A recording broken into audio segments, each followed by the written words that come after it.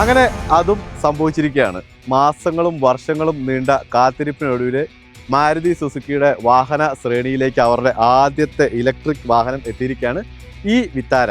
ശരിക്കും ഇത്രയും നാൾ എന്താ പറയുക, മാരുതിനെ ട്രോളാനും മാരുതിനെ കളിയാക്കാനൊക്കെ എല്ലാവരും പറഞ്ഞുകൊണ്ടിരുന്നത് ഇന്ത്യയിലെ ഏറ്റവും വലിയ പാസഞ്ചർ വാഹന നിർമ്മാതാക്കളായിട്ട് പോലും ഒരു ഇലക്ട്രിക് വാഹനം ഇതുവരെ എത്തിക്കാൻ കഴിഞ്ഞില്ല എന്നുള്ളതായിരുന്നു. ആ ഒരു പരിഹാസങ്ങൾക്കും എല്ലാം മറുപടിയായിട്ട് ഒരു ഒത്ത ഇലക്ട്രിക് വാഹനം തന്നെയാണ് ഈ വിത്താര എന്ന് പറയുന്ന ഈ ഒരു പേരിൽ മാരുതി എത്തിച്ചിരിക്കുന്നത്. അപ്പോൾ നമുക്ക് നോക്കാം ഈ വിത്താര എന്ന് പറയുന്ന വാഹനം എന്തൊക്കെയാണ്, എങ്ങനെയൊക്കെയാണ് ഈ വാഹനം സ്പെഷ്യൽ ആകുന്നത്. ഇന്ത്യയിലെ ഇലക്ട്രിക് വാഹനങ്ങൾ ട്രെൻഡിങ് ആയി തുടങ്ങിയ കാലത്ത് മാരുതിയും ശരിക്കും ആ ഒരു കൺസെപ്റ്റ് അവതരിപ്പിച്ചിട്ടുണ്ടായിരുന്നു. 2024 ഓട്ടോ എക്സ്പോയിൽ മാരുതിയുടെ ഈ വിത്താര എന്ന് പറയുന്ന വാഹനത്തിൻ്റെ കൺസെപ്റ്റ് മോഡൽ അവർ എത്തിച്ചിരുന്നു. അതിൻ്റെ അന്ന് പേര് വേറെയായിരുന്നു. പിന്നീട് 2025 ഭാരത് മൊബിലിറ്റി എക്സ്പോയിൽ ഇതിൻ്റെ ഒരു പ്രൊഡക്ഷൻ മോഡൽ അവർ പ്രദർശനത്തിന് എത്തിച്ചു. അതിന് പിന്നാലെ മാസങ്ങൾ നീണ്ട കാത്തിരിപ്പിനൊടുവിൽ പല പല കാരണങ്ങൾ കൊണ്ട് അത് നീണ്ടു പോയി.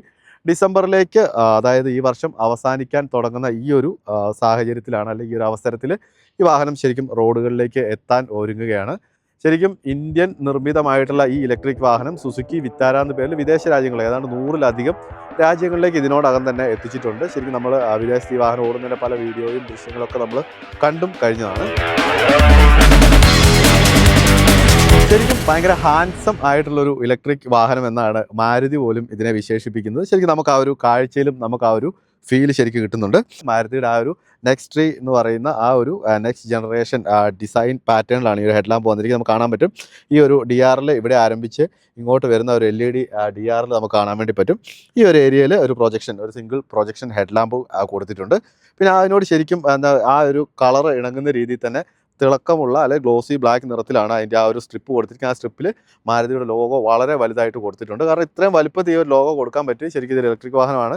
ഗ്രില്ലെന്ന് പറയുന്ന ആ ഒരു കൺസെപ്റ്റിൻ്റെ ആവശ്യം ഇല്ലാത്തതുകൊണ്ട് തന്നെയാണ് ഇത്രയും വലിയൊരു ലോഗോ അവരവിടെ പ്ലേസ് ചെയ്തിരിക്കുന്നത്. താഴോട്ട് വരുമ്പോഴത്തേക്ക് നമുക്ക് ഇവിടെ ആ ഒരു ഫ്രണ്ടിലെ ക്യാമറ പ്ലേസ് ചെയ്തിട്ടുണ്ട്. അത് നല്ല ഒതുക്കമുള്ള രീതിയിൽ കൊടുത്തിട്ടുണ്ട്. അതിൻ്റെ തൊട്ട് താഴെയായിട്ട് നമുക്ക് ഇതിനകത്ത് അഡാസിൻ്റെ ലെവൽ 2 അഡാസ് ഉള്ള വാഹനമാണ്. അതിൻ്റെ റഡാർ ഇവിടെ പ്ലേസ് ചെയ്തിട്ടുണ്ട്. ഓരോ സെൻസറുകളുടെ ഒക്കെ സ്ഥാനം നമുക്ക് എന്താ പറയുക, കുറച്ച് ഉള്ളിലേക്ക് നിൽക്കുന്ന പോലെ പെട്ടെന്ന് നമുക്ക് കാണാത്ത പോലെ ഭയങ്കര സ്റ്റൈലിഷ് ആയിട്ട് കൊണ്ടുവന്നിട്ടുണ്ട്. ഏറ്റവും താഴെ നോക്കിക്കഴിഞ്ഞാൽ കംപ്ലീറ്റ്ലി ഒരു LED ഫോഗ് ലാമ്പും അതിന് ചുറ്റും കൊടുത്തിരിക്കുന്ന ആ ഒരു വെസല് ആ ഒരു ബ്രഷ്ഡ് അലുമിനിയം കളറിലാണ് അത് വന്നിരിക്കുന്നത്. പിന്നെ നമ്മൾ ഇങ്ങോട്ട് നോക്കിക്കഴിഞ്ഞാൽ നമുക്ക് ആ ഒരു ഷട്ടർ, അതൊരു ആക്റ്റീവ് എയർ ഷട്ടർ അല്ല എയർ വെൻറ്റ് നമുക്ക് കാണാൻ വേണ്ടി പറ്റും. കാരണം വാഹനം ഓടി തുടങ്ങുമ്പോൾ അത് ഓപ്പൺ ആകുന്ന രീതിയിലാണ് വന്നിരിക്കുന്നത്. ബമ്പറിൻ്റെ ഡിസൈൻ നോക്കിക്കഴിഞ്ഞാൽ നമുക്ക് ശരിക്കും ഭയങ്കര ഒരു റഗഡ് ഫീലിംഗ് നമുക്ക് കിട്ടും. കാരണം എന്താ വെച്ചാൽ അതിൻ്റെ ഒരു ഡിസൈനും അതിൻ്റെ ഒരു പാറ്റേണൊക്കെ അങ്ങനെയാണ് വന്നിരിക്കുന്നത്. നല്ല ഹാർഡ് പ്ലാസ്റ്റിക്കിലാണ് കൊണ്ടുവന്നിട്ടുള്ളത്.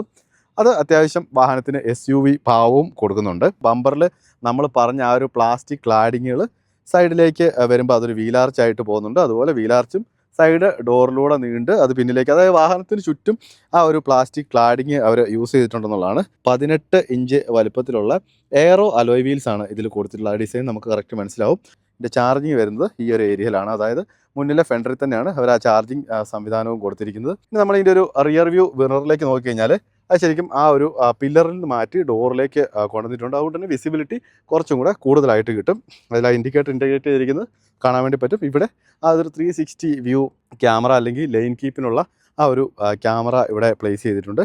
നമ്മൾ സ്വിഫ്റ്റിലൊക്കെ കണ്ടിരിക്കുന്ന പോലെ ആ ഒരു പില്ലറിലേക്ക് അവർ ഡോറിൻ്റെ ഹാൻഡിൽ പ്ലേസ് ചെയ്തിരിക്കുന്നത് നമുക്ക് കാണാൻ പറ്റും. നമ്മളിതിൻ്റെ ഒരു സൈഡ് പ്രൊഫൈൽ നമ്മൾ ആകെ ഒന്ന് നോക്കുമ്പം ശരിക്കും എവിടെയൊക്കെയോ ഫ്രോങ്സുമായിട്ട് ചെറിയൊരു സാമ്യം എനിക്ക് പേഴ്സണലി ഫീൽ ചെയ്യുന്നുണ്ട്.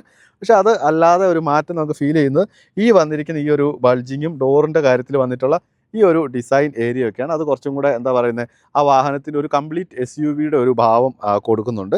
ഇപ്പം അടുത്ത കാലത്ത് നമ്മൾ കണ്ടിട്ടുള്ള കുറേ ഏറെ വാഹനങ്ങളിൽ നിന്ന് ഒരു ഡിഫറൻസ് അവർ കൊണ്ടുവന്നിട്ടുള്ളതെന്ന് വെച്ചാൽ ഈ ഒരു LED ലൈറ്റ് അല്ല, അതായത് ആ ഒരു ടെയിൽ ലാമ്പ് യൂണിറ്റിൻ്റെ കാര്യത്തിലാണ്. കാരണം നമ്മളൊരു കണക്റ്റഡ് ലൈറ്റ് സ്ട്രിപ്പ് എന്ന് പറയുന്ന സാധനം ഇപ്പോൾ ഭയങ്കര മാൻഡേറ്ററി പോലെയാണ്, എല്ലാ വാഹനങ്ങളിലും നമ്മളത് കാണുന്നതാണ്. പക്ഷേ മാരുതി ഏതാണ്ട് ആ ഒരു കാര്യം പൂർണ്ണമായിട്ടും അവോയ്ഡ് ചെയ്തു. കാരണം ഇത് നമ്മളൊരു ട്രാൻസ്പെറൻ്റ് ആയിട്ടുള്ളൊരു ഗ്ലാസ്, അതിൻ്റെ അകത്തോടെ ഒരു ബ്ലാക്ക് കളർ ഒരു സ്ട്രിപ്പ് കൊടുത്തിട്ടുണ്ടെന്നുള്ള ഒഴിച്ച് കഴിഞ്ഞാൽ അവിടെ ലൈറ്റിനെ അവർ കംപ്ലീറ്റ്ലി മാറ്റി നിർത്തിയിട്ടുണ്ട്. പിന്നെ നമ്മൾ ടെയിൽ ലാമ്പ് നോക്കിക്കഴിഞ്ഞാൽ അത് ഈ ഒരു ഹാച്ചിലെ ബൂട്ടിൻ്റെ ഡോറും ഈ ഒരു സൈഡിലേക്കായിട്ട് എന്താ പറയുക സ്പ്ലിറ്റ് ആയിട്ടുള്ള രീതിയിലാണ് കൊടുത്തിരിക്കുന്നത്. അതും LED തന്നെയാണ് വന്നിരിക്കുന്നത്. ഇവിടെ നമുക്ക് റിവേഴ്സ് ലൈറ്റ് ഇൻഡിക്കേറ്ററും കൊടുത്തിട്ടുണ്ട്. അതിൻ്റെ ഒപ്പം 3 ഒരു ടെയിൽ ലാമ്പിൻ്റെ അല്ലെങ്കിൽ ബ്രേക്ക് ലൈറ്റിൻ്റെ ഒരു 3 LED ലൈറ്റും വന്നിട്ടുണ്ട്. ഈ ഒരു ബാഡ്ജിങ് കാണാൻ വേണ്ടിയാണ് വർഷങ്ങളായിട്ട് നമ്മൾ കാത്തിരുന്നത്. കാരണം ഈ വിത്താര ഇതൊരു ഇലക്ട്രിക് വാഹനം, മാരുതിയുടെ ആദ്യത്തെ ഇലക്ട്രിക് വാഹനം. അത് വളരെ സ്റ്റൈലിഷ് ആയിട്ട് തന്നെ അവർ എഴുതിയിട്ടുണ്ട്. സൈഡിലൊന്നുമില്ല, ഒത്ത നടുക്ക് തന്നെ ഈ വിത്താര എന്ന് പറഞ്ഞ ബാഡ്ജിങ്ങും കൊടുത്തിട്ടുണ്ട്. ഇതൊരു റൂഫ് എക്സ്റ്റൻഡ് ആയിട്ടുള്ളൊരു സ്പോയിലർ റിയറിലുണ്ട്. അവിടെയും ബ്രേക്ക് ലൈറ്റ് ആഡ് ചെയ്തിട്ടുണ്ട്. വിങ് സ്പോയിലറും ഫൈബറിലുള്ള വിങ് സ്പോയിലറും ഇതിൻ്റെ സൈഡിൽ അവർ പ്ലേസ് ചെയ്തിട്ടുണ്ട്. ഇവിടെ ആ ഒരു ഏരിയ, അതായത് റിയറിലെ ബമ്പർ എന്ന് പറയുന്ന മുഴുവൻ ഭാഗങ്ങളും ആ ഒരു ബ്ലാക്ക് പ്ലാസ്റ്റിക് ക്ലാഡിങ്, അത് സൈഡിൽ ക്ലാഡിങ് ആയ അതേ മെറ്റീരിയൽ തന്നെയാണ് റിയറിലെ ബമ്പറായിട്ട് പൂർണ്ണമായിട്ട് അവർ കൊടുത്തിരിക്കുന്നത്. ഇവിടെയാണ് ആ ഒരു ക്യാമറയും പ്ലേസ് ചെയ്തിരിക്കുന്നത്. സെൻസറുകളും കൃത്യമായിട്ട് കൊടുത്തിരിക്കുന്നത് നമുക്ക് കാണാൻ വേണ്ടി പറ്റും. ഇത് നമ്മൾ ഏറ്റവും ഫൈനലി നോക്കുന്നത് ഇതിൻ്റെ ബൂട്ട് ഓപ്പൺ ചെയ്താണ്. ഈ ഒരു ഏരിയയിൽ നമുക്ക് 1 ടച്ചിൽ ബൂട്ട് ഓപ്പൺ ചെയ്യാൻ വേണ്ടി പറ്റും. ബൂട്ട് ഓപ്പൺ ചെയ്ത് കഴിഞ്ഞാൽ അത്യാവശ്യം ഡീസൻ്റ് ആയിട്ടുള്ള സ്റ്റോറേജ് സ്പേസ് ഇതിൽ കൊടുത്തിട്ടുണ്ട്. 238 ലിറ്ററാണ് നോർമലുള്ള സ്റ്റോറേജ് സ്പേസ്. പക്ഷേ അത് നമുക്ക് ആ ഒരു സീറ്റ്, നമുക്ക് ബാക്കിലെ സീറ്റും റിക്ലൈൻ ചെയ്യാൻ പറ്റുന്നതായതുകൊണ്ട് അത് എക്സ്റ്റെൻഡ് ചെയ്യാനും പറ്റും. അപ്പോൾ അത്യാവശ്യം പാർസൽ ട്രെയിനകത്ത് കൊടുത്തിട്ടുണ്ട്. അവിടെ ഒരു ലൈറ്റ് വന്നിട്ടുണ്ട്. നമ്മൾ ഈ ഒരു ഏരിയ പൊക്കി നോക്കിക്കഴിഞ്ഞാൽ നമുക്കിവിടെ കാണാൻ പറ്റുന്നത് സ്പെയർ വീല് അവിടെ കൊണ്ടുവന്നിട്ടുണ്ട്. അതും ഈ പറഞ്ഞ പോലെ ട്യൂബ്ലെസ് ടയർ തന്നെ, സെയിം ആലോയ് തന്നെയാണ് വന്നിരിക്കുന്നത്. ചാർജർ ഇവിടെ വന്നിട്ടുണ്ട്. ശരിക്കും ഭയങ്കര എക്സ്ട്രാ ഓർഡിനറി ഒരു വാഹനം എന്നുള്ള, അല്ലെങ്കിൽ എക്സ്ട്രാ ഓർഡിനറി ഡിസൈൻ എന്നുള്ളതല്ല, ശരിക്കും എന്താ പറയുക, അത്യാവശ്യം നല്ല ഡീസൻ്റ് ആയിട്ട് നമ്മുടെ ഇന്ത്യൻ റോഡുകൾക്ക് പറ്റുന്ന രീതിയിൽ ഭയങ്കര സ്റ്റൈലിഷ് ആയിട്ട് ഡിസൈൻ ചെയ്തൊരു ഹാൻസം SUV എന്ന് നമുക്കിതിനെ വിശേഷിപ്പിക്കാൻ വേണ്ടി പറ്റും.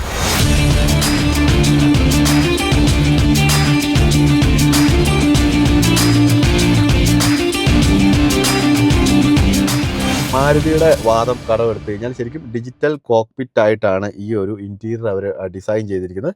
ശരിക്കും അതിനെ സാധൂകരിക്കാൻ പോകുന്ന, എന്താ പറയുന്നത്, അതിൻ്റെ ഫീച്ചേഴ്സും കാര്യങ്ങളൊക്കെ ഈ വാഹനത്തിൽ അവർ കൊണ്ടുവന്നിട്ടുമുണ്ട്. അതിൽ നമ്മൾ എടുത്തു പറയേണ്ടത് ഈ കാണുന്ന ഇൻഫോർടൈൻമെൻറ്റ് സിസ്റ്റമാണ് ആദ്യത്തേത്. ഇൻഫോർടൈൻമെൻറ്റ് സിസ്റ്റവും ഇൻസ്ട്രുമെൻറ്റ് ക്ലസ്റ്ററും അവർ ഒറ്റ സ്ക്രീനിലാണ് അവർ സെറ്റ് ചെയ്തിട്ടുള്ളത്. അതിൽ നമ്മൾ ഇൻഫോർടൈൻമെൻറ്റ് സിസ്റ്റത്തിൻ്റെ കാര്യം നോക്കിക്കഴിഞ്ഞാൽ 10.1 ഇഞ്ച് വലിപ്പത്തിലാണ് ഈ ഒരു സ്ക്രീൻ വന്നിട്ടുള്ളത്. ശരിക്കും മാരുതി അവകാശപ്പെടുന്നത് ലോകത്തിൽ തന്നെ ഏറ്റവും നല്ല സൗണ്ട് സിസ്റ്റം ഈ വാഹനത്തിലാണെന്നാണ്. കാരണം ഹർമൻ്റെ ഇൻഫിനിറ്റി എന്ന് പറയുന്ന ആ ഒരു സ്പീക്കർ സംവിധാനമാണ് ഇതിൽ അവർ ഉപയോഗിച്ചിട്ടുള്ളത്. ഇൻഫോർടൈൻമെൻറ്റ് സിസ്റ്റത്തെക്കാളും കുറച്ച് വലിപ്പം കൂടുതൽ ഈ ഒരു ഇൻസ്ട്രുമെൻറ്റ് ക്ലസ്റ്ററിനെ അവർ കൊണ്ടുവന്നിട്ടുണ്ട്. കാരണം ഇതിൻ്റെ 10.25 ഇഞ്ചാണ് ഇതിൻ്റെ ഒരു വലിപ്പം. അത് കംപ്ലീറ്റ്ലി കളർ ഡിജിറ്റൽ സ്ക്രീനായിട്ടാണ് വന്നിരിക്കുന്നത്. ആ ഒരു 2 ഡയൽസ് നമുക്കിവിടെ കാണാൻ വേണ്ടി പറ്റും. നേരെ സ്റ്റിയറിംഗ് വീലിലേക്ക് വന്നു കഴിഞ്ഞാൽ കുറച്ചും കൂടെ ഒരു വ്യത്യസ്തമായ രീതിയിലാണ് ഈ ഒരു സ്റ്റിയറിങ്ങിൻ്റെ ഡിസൈൻ വന്നിട്ടുള്ളത്. അത് ശരിക്കും 2 സ്പോക്കാണ് സ്റ്റിയറിംഗ് വീല്, മൾട്ടി ഫംഗ്ഷനാണ്. ഈ ഒരു ഏരിയയിൽ നമുക്ക് മീഡിയ കൺട്രോൾ ചെയ്യുന്ന വോയിസ് കമാൻഡ് പോലുള്ള കാര്യങ്ങളൊക്കെ ഇവിടെ കാണാൻ വേണ്ടി പറ്റും.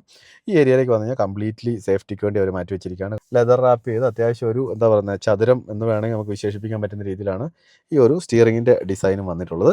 നല്ല ഗ്ലോസി ബ്ലാക്ക് ഫിനിഷിങ്ങിലാണ് ഈ ഒരു ഏരിയ ഡിസൈൻ ചെയ്തിരിക്കുന്നത്. ഇവിടെ നമുക്ക് ഒരു വയർലെസ് ചാർജിങ്ങിൻ്റെ സംവിധാനം കാണാൻ വേണ്ടി പറ്റും. ഈ ഏരിയയിൽ 2 കപ്പ് ഹോൾഡേഴ്സും കൊടുത്തിട്ടുണ്ട്. ഡാഷ്ബോർഡിലേക്ക് നോക്കിക്കഴിഞ്ഞാൽ ഇവിടെ നമുക്ക് ഒരു ഹാർഡ് പ്ലാസ്റ്റിക്കിൻ്റെയും പിന്നെ ഒരു പ്ലാസ്റ്റിക് ഫീല് തരുന്ന വേറൊരു മെറ്റീരിയൽ ഉപയോഗിച്ചാണ് ഇതിൻ്റെ ഒരു ഡിസൈൻ വന്നിരിക്കുന്നത്. അത് 2 തട്ട് പോലെ കൊടുത്തിട്ടുണ്ട്. കുറച്ച്, എന്താ പറയുന്നത്, ആ ഒരു, എന്താ പറയുക, കുറച്ച് റഫ് ആൻഡ് ടഫ് ഭാവം നമുക്ക് ഈ ഒരു ഇതിൽ ഫീൽ ചെയ്യും. പിന്നെ അതിൻ്റെ ഒരു വേർട്ടിക്കലായിട്ടാണ് അതിൻ്റെ AC വെൻറ്റ് വന്നിരിക്കുന്നത്. അതിന് ചുറ്റും കൊടുത്തിരിക്കുന്ന ആ ഒരു ഇൻസേർട്ടൊക്കെ വേറൊരു കളറിലേക്ക് അവർ കൊണ്ടുവന്നിട്ടുണ്ട്. ഇവിടെ നമുക്ക് ക്ലൈമറ്റ് കൺട്രോളിൻ്റെ ഫിസിക്കൽ സ്വിച്ചസ് കാണാൻ വേണ്ടി പറ്റും. ഇവിടെ നമ്മൾ ആ ഒരു മ്യൂസിക് സിസ്റ്റം സൗണ്ട് കൂട്ടുകയും കുറയ്ക്കുകയൊക്കെ ചെയ്യുന്നതിനുള്ളൊരു ഫിസിക്കൽ സ്വിച്ചും ഈ ഏരിയ കൊടുത്തിട്ടുണ്ട്. ഈ ഒരു ഏരിയയിലേക്ക് വന്നു കഴിഞ്ഞാൽ ഇവിടെയാണ് ശരിക്കും വാഹനത്തിൻ്റെ ഒരു ഡ്രൈവ് ബൈ വയർ സംവിധാനത്തിലുള്ള വാഹനമാണിത്. അതിൻ്റെ എല്ലാ ഫീച്ചേഴ്സും ഇവിടെയാണ് വന്നിരിക്കുന്നത്. ഇപ്പോൾ നമ്മൾ ജസ്റ്റ് ഇത് പ്രസ് ചെയ്ത് കഴിഞ്ഞാൽ അത് ന്യൂട്രൽ മോഡിലേക്ക് എത്തും. നമ്മൾ പ്രസ് ചെയ്ത് റൈറ്റ് സൈഡിലേക്ക് തിരിച്ച് കഴിഞ്ഞാൽ ഡ്രൈവ്, അല്ലെങ്കിൽ നമ്മൾ പ്രസ് ചെയ്ത് ലെഫ്റ്റിലേക്ക് ആയിക്കഴിഞ്ഞാൽ അത് റിവേഴ്സ് എന്നുള്ള രീതിയിലാണ്. നമ്മൾ പാർക്ക് ചെയ്യണമെങ്കിൽ ഇവിടെ നമ്മൾ 1 പ്രസ്സിൽ വാഹനം പാർക്ക്. അതുപോലെ ഇവിടെ ഒരു ഇലക്ട്രോണിക് പാർക്കിംഗ് ബ്രേക്കും കൊടുത്തിട്ടുണ്ട്. ഓട്ടോ ഹോൾഡിനുള്ളൊരു സ്വിച്ചും ഇവിടെ കാണാൻ വേണ്ടി പറ്റും. റീജിയൻ ബ്രേക്കിംഗ് സംവിധാനമുള്ള വാഹനമാണ്. ആ ഒരു റീജിയൻ ബ്രേക്കിങ്ങിനുള്ള സ്വിച്ചസ് ഇവിടെ കൊടുത്തിട്ടുണ്ട്. ഇവിടെ നമ്മൾ സ്നോ മോഡ്, ഈ വാഹനത്തിൻ്റെ ഒരു ഡ്രൈവ് മോഡ്സ് ഉള്ള, അതിൽ സ്നോ മോഡ്, അതായത് നമ്മൾ കുറച്ച് ഫ്ലഷി ആയിട്ടുള്ള, നമുക്ക് ആ ഒരു ടെറൈനിലൊക്കെ വാഹനം ഓടിക്കാൻ വളരെ ഈസി ആയിട്ട് ഈ ഒരു മോഡിൻ്റെ സഹായത്തോടെ പറ്റും. ഇവിടെ വന്നു കഴിഞ്ഞാൽ 3 ഡ്രൈവ് മോഡ്സാണ് ഈ വാഹനത്തിലുള്ളത്. അത് ഡ്രൈവറിന് പെട്ടെന്ന് ആക്സസ് ചെയ്യാൻ പറ്റുന്ന രീതിയിൽ കൊടുത്തിട്ടുണ്ട്. എക്കോ, സ്പോർട്ട്, അതുപോലെ നോർമൽ, അങ്ങനെ 3 ഡ്രൈവ് മോഡ്സ് ഇതിൽ കൊണ്ടുവന്നിട്ടുണ്ട്. ഇതിൻ്റെ താഴെ ഒരു ഏരിയയിൽ ഒരു സ്റ്റോറേജിന് വേണ്ടി അത്യാവശ്യം ഡീസൻ്റ് ആയിട്ടുള്ളൊരു സ്പേസ് കൊടുത്തിട്ടുണ്ട്. ഇവിടെ നമുക്ക് ഒരു USB, ഒരു C ടൈപ്പ് ചാർജിങ്ങിനുള്ള സംവിധാനവും, ഇവിടെ ഒരു നോർമൽ ഒരു 12 വോൾട്ടിൻ്റെ ചാർജിങ് പോർട്ടും അവർ കൊണ്ടുവന്നിട്ടുണ്ട്. പിന്നെ ഇവിടുത്തെ ആംബ്രസ്റ്റും അത്യാവശ്യം വളരെ വലുപ്പത്തിൽ, ഡീസൻ്റ് നല്ല വലുപ്പത്തിൽ തന്നെ ഒരു സ്റ്റോറേജ് സ്പേസ് ഇവിടെ കൊണ്ടുവന്നിട്ടുണ്ട്. സീറ്റ് ഒരു ലെതർ ഫാബ്രിക് കോമ്പിനേഷനിലാണ് ഇതിൻ്റെ സീറ്റ് വന്നിട്ടുള്ളത്. ശരിക്കും എന്താ പറയുക, മാരുതി ഭയങ്കരമായിട്ട് ഒരു ഫാബ്രിക് സീറ്റുകളെ പ്രോത്സാഹിപ്പിക്കുന്ന ആളാണ്. ശരിക്കും അത് നല്ല കംഫർട്ടബിൾ ആയിട്ടുള്ള സീറ്റ് മാരുതി എല്ലാ കാലത്തും പ്രൊവൈഡ് ചെയ്യുന്നുണ്ട്. 2 സീറ്റും വെന്റിലേറ്റഡ് സംവിധാനത്തോടെയാണ് വന്നിരിക്കുന്നത്. നമ്മൾ ഡ്രൈവിംഗ് സീറ്റിലേക്ക് നോക്കിക്കഴിഞ്ഞാൽ നമുക്ക് അവിടെ ഒരു 10 രീതിയിൽ ഇലക്ട്രിക്കലി അഡ്ജസ്റ്റ് ചെയ്യാൻ പറ്റുന്ന ഡ്രൈവർ സീറ്റാണിത്. അതുപോലെ ലംബാർ സപ്പോർട്ട് ഉൾപ്പെടെയുള്ള കാര്യങ്ങളും ഈ ഒരു സീറ്റിൽ അവർ കൊടുത്തിട്ടുണ്ട്. ഈ വാഹനത്തിൻ്റെ സ്റ്റാർട്ടിങ് നമ്മൾ ഈ ഒരു ഡ്രൈവറിൻ്റെ ലെഫ്റ്റ് ഹാൻഡ് പോർഷനിൽ കുറച്ച് ഹൈഡ് ചെയ്ത് ഇരിക്കുന്ന രീതിയിലാണ് വന്നിരിക്കുന്നത്. പെട്ടെന്ന് നമ്മൾ കയറി കണ്ടുപിടിക്കുക എന്നുള്ളത് ചെറിയൊരു ബുദ്ധിമുട്ട് പോലെ നമുക്ക് തോന്നിയേക്കാം. ടിൽറ്റ് ആൻഡ് ടെലിസ്കോപ്പിക് രീതിയിൽ അഡ്ജസ്റ്റ് ചെയ്യാൻ പറ്റുന്ന സ്റ്റിയറിംഗ് വീലാണ് ഈ വാഹനത്തിൽ വന്നിട്ടുള്ളത്. പിന്നെ 360 ഡിഗ്രി വ്യൂ ഈ വാഹനത്തിൽ നമുക്ക് കിട്ടുന്നുണ്ട്. അത് നമ്മൾ ഇതിൻ്റെ സ്വിച്ച് ഞെക്കി കഴിഞ്ഞ് കഴിഞ്ഞാൽ, ഈ സൈഡിൽ കൊടുത്തിട്ട് സ്വിച്ച് ഞെക്കി കഴിഞ്ഞാൽ വാഹനത്തിൻ്റെ ഒരു 360 ഡിഗ്രി വ്യൂ നമുക്ക് കൃത്യമായിട്ട് കിട്ടുന്നുണ്ട്. ശരിക്കും ഒറ്റ നോട്ടത്തിൽ നമുക്കതൊരു സൺറൂഫ് എന്ന് തോന്നിയാലും ശരിക്കും അത് മൂൺ റൂഫാണ്. കാരണം അത് നമുക്ക് തുറക്കാൻ വേണ്ടി പറ്റില്ല, കംപ്ലീറ്റ്ലി ഗ്ലാസ് റൂഫാണെന്ന് മാത്രമേ ഉള്ളൂ. പക്ഷേ ഇത് നമുക്ക് ഇതിൻ്റെ ഒരു ഷെയ്ഡ് ഇവിടെ കൊടുത്തിട്ടുണ്ട്, അത് നമുക്ക് വെച്ച് അടച്ച് വെക്കാൻ വേണ്ടി പറ്റും. നോർമലി മാരുതിയുടെ വാഹനത്തിലെല്ലാം കേട്ടിട്ടുള്ളൊരു പരിഹാസം ഇവിടെ കൊടുത്തിരിക്കുന്ന ഈ ഒരു നെറ്റ് പോലുള്ള മെറ്റീരിയലായിരിക്കും. അപ്പോൾ കൂടുതൽ എന്താ പറയുക, വെയിൽ അടിക്കും എന്നുള്ളതാണ്. പക്ഷേ ഈ ഒരു വാഹനത്തിൽ നല്ല ഡീസൻ്റ് ആയിട്ടുള്ളൊരു ട്രേ അവർ കൊണ്ടുവന്നിട്ടുണ്ട്. പിന്നെ ഈ ഒരു ഗ്ലാസ്സിലേക്ക് നമ്മൾ നോക്കിയാൽ ഇത് ടിൻറ്റഡ് ആയിട്ടുള്ള ഗ്ലാസ് തന്നെയാണ് ബൈ ഡിഫോൾട്ട് വരുന്നത്. അങ്ങനെ ഈ വിറ്റാരയുടെ സെക്കൻഡ് റോയിലേക്ക് നമ്മൾ വന്നിരിക്കുകയാണ്. സീറ്റുകളൊക്കെ ഒരു എന്താ പറയുക, അത്യാവശ്യം ഡീസൻ്റ് ആയിട്ടുള്ള സീറ്റ് തന്നെയാണ്. ആ ഒരു ഫ്രണ്ടിലെ സീറ്റിൽ നമ്മൾ പറഞ്ഞ സെയിം പാറ്റേൺ ഇവിടെയും അവർ ഫോളോ ചെയ്തിട്ടുണ്ട്. പക്ഷേ ബാക്കിലെ വെന്റിലേറ്റഡ് സീറ്റുകളല്ല എന്നൊരു കാര്യം മാത്രമേ ഉള്ളൂ. അത്യാവശ്യം ഡീസൻ്റ് ആയിട്ടുള്ള ലെഗ് റൂം ഉണ്ട്. പിന്നെ അണ്ടർ തൈ സപ്പോർട്ട് കുറച്ച് ലാക്ക് ചെയ്യുന്നുണ്ട് ബാക്കിലത്തെ ഒരു സീറ്റ്. എന്താ പറയുക, ഹെഡ് റൂം ഇപ്പം എൻ്റെ ഹൈറ്റിലുള്ളവർക്ക് കുഴപ്പമില്ല. പക്ഷേ കുറച്ചും കൂടെ ടോൾ ആയിട്ടുള്ള ഒരാൾ കയറി കഴിഞ്ഞാൽ തല മേളിൽ തട്ടുമോ എന്നുള്ളൊരു ചെറിയൊരു ആശങ്ക അവിടെ നിലനിൽക്കുന്നു. ഹാൻഡ് റെസ്റ്റും കാര്യങ്ങളൊക്കെ ആ ഒരു ഫാബ്രിക് ഫിനിഷ് കൊടുത്തുകൊണ്ട് അത് അത്യാവശ്യം കംഫർട്ടബിൾ ആണ്. ഈ ഒരു ഏരിയയിൽ അവർ ആ ഗ്ലോസി ബ്ലാക്ക് ഫിനിഷിങ്ങിലുള്ള ഒരു ഇൻസേർട്ട് നൽകിയിട്ടുണ്ട്. ഇൻറ്റീരിയറിൻ്റെ മൊത്തത്തിലൊരു ഭാവം ബ്ലാക്ക് ആണ്. അത് എന്താ പറയുക, അത്യാവശ്യം നമുക്ക് ആ ഒരു പ്രീമിയം ഫീല് തരുന്നുണ്ട്. നമ്മൾ നേരെ ഈ ഏരിയയിലേക്ക് നോക്കിക്കഴിഞ്ഞാൽ റിയർ സീറ്റ് പാസഞ്ചേഴ്സിന് വേണ്ടിയിട്ട് 2 AC വെൻറ്റുകൾ കൊടുത്തിട്ടുണ്ട്. ഇവിടെ 2 ഒരു സി ടൈപ്പ് ഒരു USB ചാർജറും ഉണ്ട്. ഇവിടെ ഒരു മൊബൈൽ ഹോൾഡറും കൊണ്ടുവന്നിട്ടുണ്ട്. നമുക്ക് റിക്ലൈൻ ചെയ്യാൻ സാധിക്കുന്ന രീതിയിലാണ് വരുന്നത്. ഈ ഒരു ലെവൽ വരെ നമുക്ക് റിക്ലൈൻ ചെയ്യാൻ വേണ്ടി പറ്റും.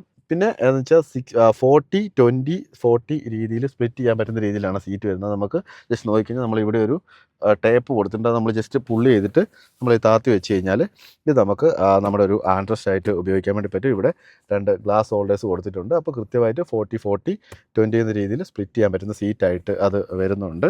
3 പേർക്ക് നല്ല സുഖസുന്ദരമായിട്ട് ഇതിൽ യാത്ര ചെയ്യാൻ വേണ്ടി പറ്റും. കാരണം ആ ഒരു സെൻട്രൽ ടണലില്ല, വളരെ ഫ്ലാറ്റ് ആയിട്ടുള്ള പ്ലാറ്റ്ഫോമാണ് ഇതിൽ കൊണ്ടുവന്നിട്ടുള്ളത്.